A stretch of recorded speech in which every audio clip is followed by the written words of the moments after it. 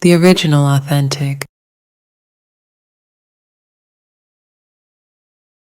Head to head with these folks in corporate America. You know what I'm saying? Like when they ask the question, is there systemic racism?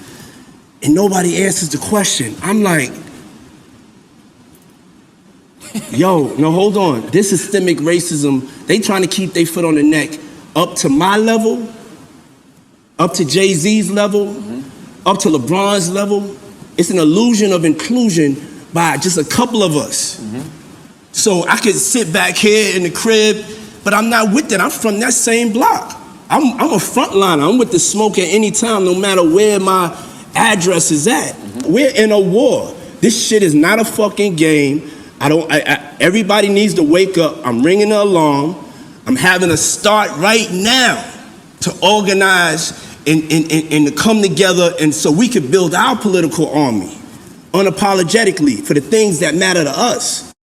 Sean Diddy Combs, music mogul, fashion icon, and now the center of a storm that's rocking the entertainment world. Today we're diving into the rise and fall of a hip-hop empire, and trust me, this story has more twists than a Hollywood thriller. Oh man, you're not kidding. I mean, Diddy's been a household name for decades. But now, it's like watching a car crash in slow motion. Exactly. And what's fascinating is how Diddy's story really embodies the American dream. Or at least, what we've been told the American dream is supposed to look like. Here's a kid from Harlem who starts as an intern and ends up building a billion-dollar empire. It's the kind of success story we're taught to admire. But it seems like that same success might have been what ultimately led to his downfall. It's almost like a modern Greek tragedy, isn't it? That's a great comparison. The hero who rises to great heights, only to come crashing down. People don't really know me. Like, I'm blessed that I have the money to start this political party. I'm not gonna make no apologies for how much cake I get, you know? That has empowered me, but I know once I get it, I'm going to fund the revolution. I'm a black nationalist. I'm unapologetically black. I have to take care of the tribe first. I cannot sit here and watch. This is my blood family. How you think I'm gonna be? I can't worry about nothing else. I love everybody. But right now, I gotta make moves and I gotta use my power for the advancement of black people because we last. But let's start at the beginning.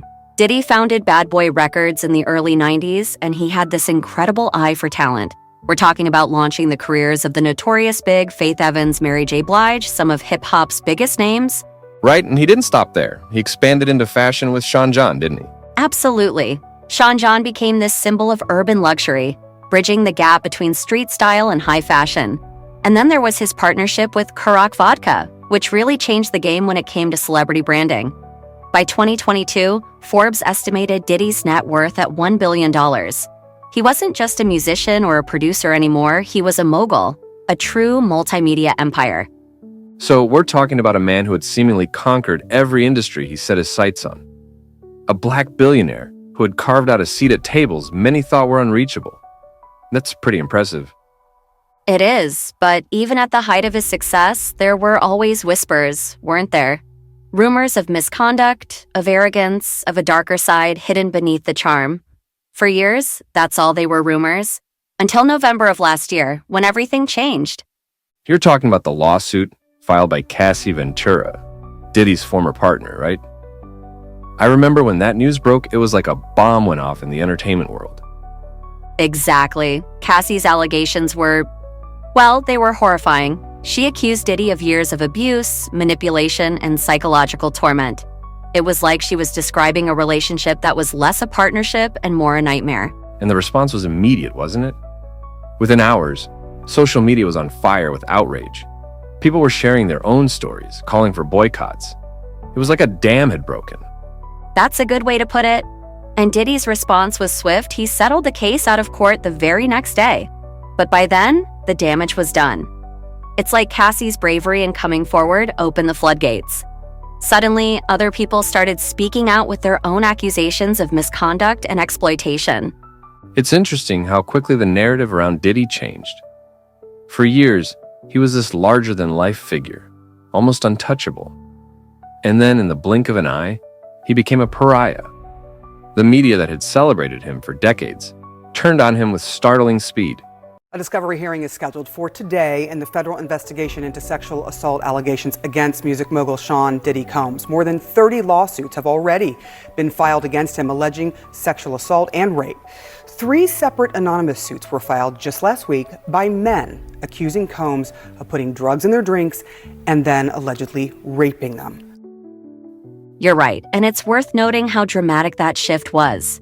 In 2022, Diddy was on the cover of Variety as a Mogul of the Year. Fast forward to 2023, and the same outlets were calling him a fallen icon. It was a complete 180. Right now, they need us to step up and to stand up and to do something to change the trajectory. So if we have power, we gotta ride hard for the people that don't have the power. I'm really approaching it like a war. Like for me, the only way to really be honest about it is I have to declare war. Well, that's where the story takes a turn from scandalous to, well, almost conspiratorial. Just when you think it can't get any more surreal, we hear about the U.S. Homeland Security raiding Diddy's homes in Los Angeles and Miami. What do you make of that? Honestly, it's baffling. Why would Homeland Security be involved in what seems like a case of alleged personal misconduct? That going forth, that we're a part of the narrative, that we own our politics. And so I'm launching one of the boldest movements that I've ever launched. And it's called Our Black Party. Okay. It's time for us to have our own black political party, unapologetically. Because right now, if you look at the debates, we're not even a part of the conversation. Not at all. We're not a part of the conversation. We don't have any political power. We don't have any political leverage. And so we started Our Black Party with some young, fearless black activists, elected officials, and I've stepped up and put the money behind it. This is the biggest threat and the only option that we have right now as far as making a change, taking our own self-responsibility and accountability to be educated and empowered with our vote. The details of the raid are still shrouded in mystery, which only fuels more speculation. Was Diddy involved in financial crimes? Did he have ties to organized crime? Or was this a deliberate escalation meant to tarnish his image irreparably? It does make you wonder if there's more going on behind the scenes. I mean, think about it. In the years leading up to his fall, Diddy wasn't just successful. He was actively challenging the status quo in corporate America. To me, it's the local election. It's not the presidential election. It's the local elections. In our neighborhoods, who's running our neighborhoods? Who are the judges that are being elected into office that's jailing us, that's keeping the same insanity?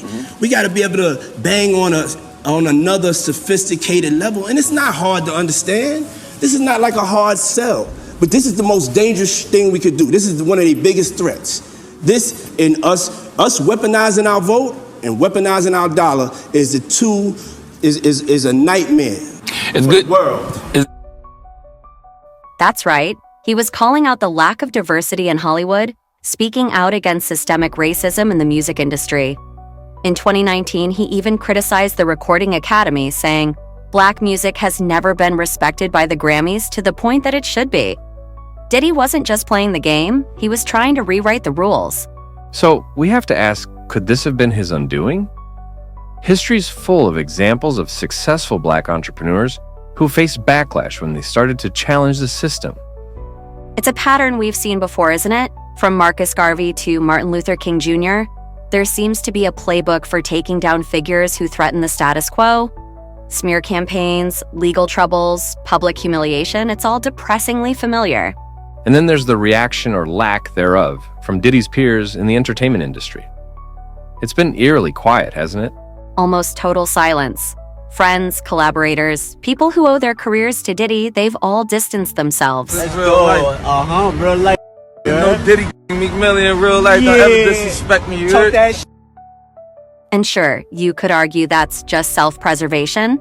Nobody wants to be associated with someone facing such serious allegations, but you have to wonder if there's more to it.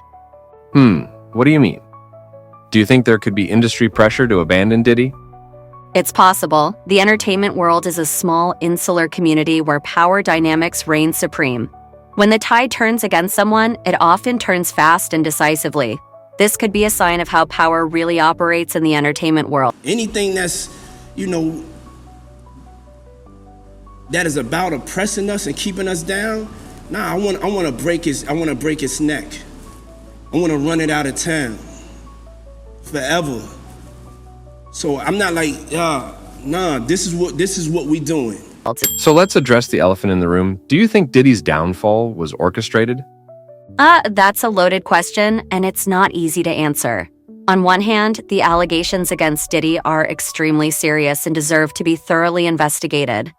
If he did abuse Cassie or anyone else, he absolutely should be held accountable. Abuse is never acceptable, and survivors deserve justice. But on the other hand, the timing of everything, the allegations, the media's sudden pivot, the involvement of Homeland Security, it does raise questions. Was this about justice, or was it about control? It's a complex situation, isn't it? Diddy wasn't just successful, he was disruptive. He was challenging the gatekeepers of wealth and power. For some, that made him an inspiration. For others, it might have made him dangerous. So what do you think? Was this a witch hunt, or was it justice being served? I think the truth probably lies somewhere in the middle.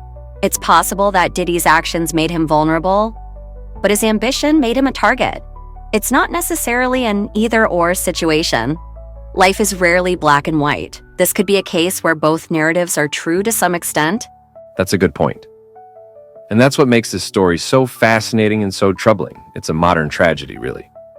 A tale of ambition, power, and the thin line between fame and infamy. Exactly. It's also a cautionary tale, isn't it? About the dangers of rising too high, of thinking you can challenge the establishment without consequences. And it raises so many questions about our society, about how we treat our cultural icons, about the role of media in shaping narratives, about our appetite for scandal. Not to mention questions about justice and fairness. Are they always the same thing? In Diddy's case, it seems like they might not be. As we wrap up this discussion, I keep coming back to one question. Who benefits when someone like Diddy is taken down? Is it the survivors who've spoken out? Is it Diddy's competitors in the business world? Or is it the very system he was trying to change? Those are all great questions, and I think they highlight why stories like this are so important. They're not just about one person or one set of allegations. They're about power, race, justice, and the complex web of relationships that shape our culture. Well, you're absolutely right, and they force us to confront some uncomfortable truths about our society, like how quickly we're willing to turn on our heroes, or how easily narratives can be shaped and manipulated. It's a reminder that we should always be questioning what we're told, no matter who's doing the telling. It's also a stark illustration of how precarious success can be, especially for people of color. Diddy's fall from grace wasn't just about him. It was about shattering a symbol of Black achievement and entrepreneurship. That's a great point, and it ties into this larger conversation we've been having as a society about representation and power. Diddy was more than just a successful businessman, he was a role model, a beacon of what was possible. His fall doesn't just affect him, it ripples out and affects everyone who saw themselves in his success. So, where do we go from here? How do we process a story like this? I think the key is to stay curious and keep asking questions. We need to be willing to hold multiple truths at once, that abuse allegations should always be taken seriously, but also that power structures can be manipulated to take down threats. We need to look at the bigger picture and ask ourselves what this story says about our culture, our media, and our systems of justice. And perhaps most importantly, we need to remember that there are real people at the center of this story. Whatever the truth of the allegations, there's undoubtedly pain and trauma involved. We shouldn't lose sight of that in our quest to understand the bigger picture. You're absolutely right. It's easy to get caught up in the spectacle of it all and forget the human cost. Whether it's Cassie, other alleged victims, or even Diddy himself, these are real people whose lives have been irrevocably changed by these events. So as we watch this story continue to unfold, what should our listeners be looking out for? I think we need to pay attention to how the narrative continues to evolve. Who's controlling the story, whose voices are being amplified, and whose are being silenced. And most importantly, what actions are being taken as a result of these allegations? Are we seeing real change in the industry, or is this just another scandal that will blow over? Those are all excellent points, and I think they underscore why stories like this are so important to discuss and analyze. They're not just tabloid fodder, they're windows into how our society functions, for better or worse. Exactly, and on that note, I think we'll leave our listeners with plenty to think about. Thanks for joining us on this journey into one of the most complex and controversial stories in modern entertainment. Until next time, stay curious, stay skeptical, and keep asking questions. The truth is rarely simple, but it's always worth seeking out. Couldn't have said it better myself. Thanks for listening, everyone.